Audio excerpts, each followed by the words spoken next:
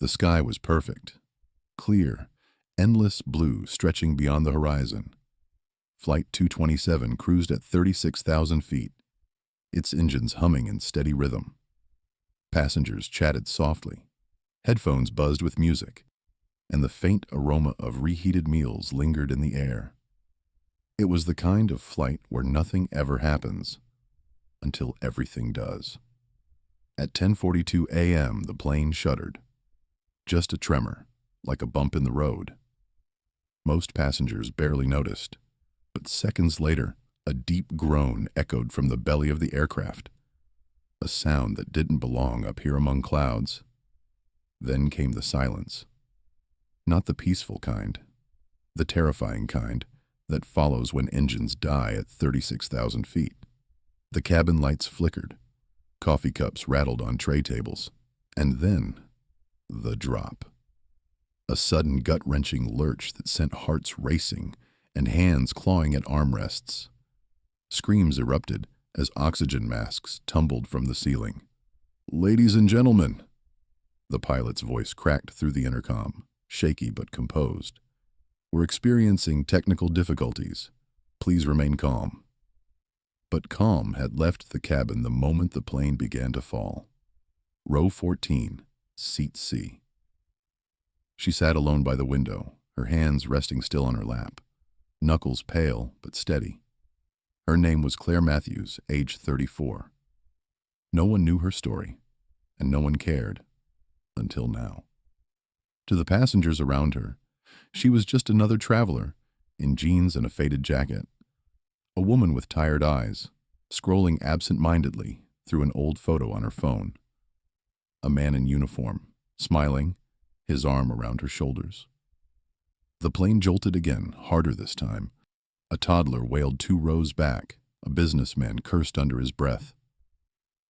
Claire exhaled slowly, long and deep, as if centering herself, and then she whispered words no one heard.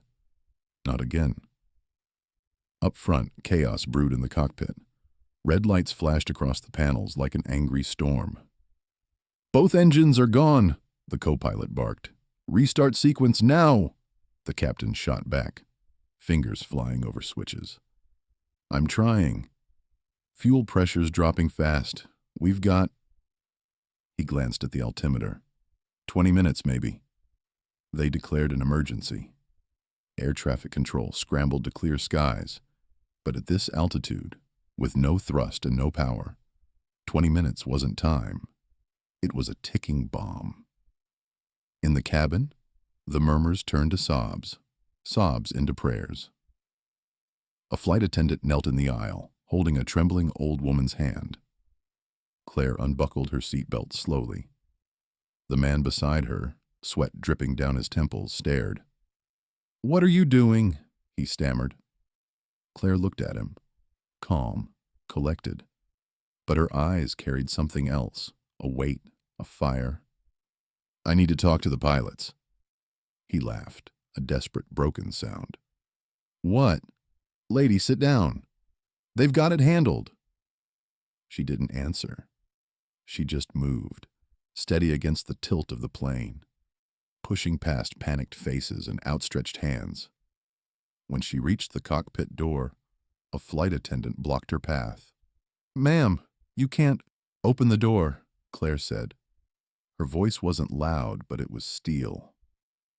Something in her tone, calm, commanding, made the attendant freeze. Inside, the pilots were out of options. Checklists blurred in front of them. Gravity was winning. When the door swung open, the captain whipped around, anger ready to fire, until his eyes met hers. "Who the hell—" he began. "Claire Matthews," she said. "Former United States Air Force. F-16 instructor. 3,000 flight hours. What's the status?" Silence.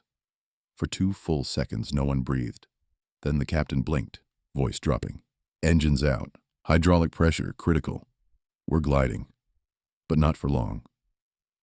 Claire stepped forward, eyes sweeping the panels, reading chaos like a second language. And for the first time in 15 years, she felt the old world rush back. The cockpit, the adrenaline, the razor edge between life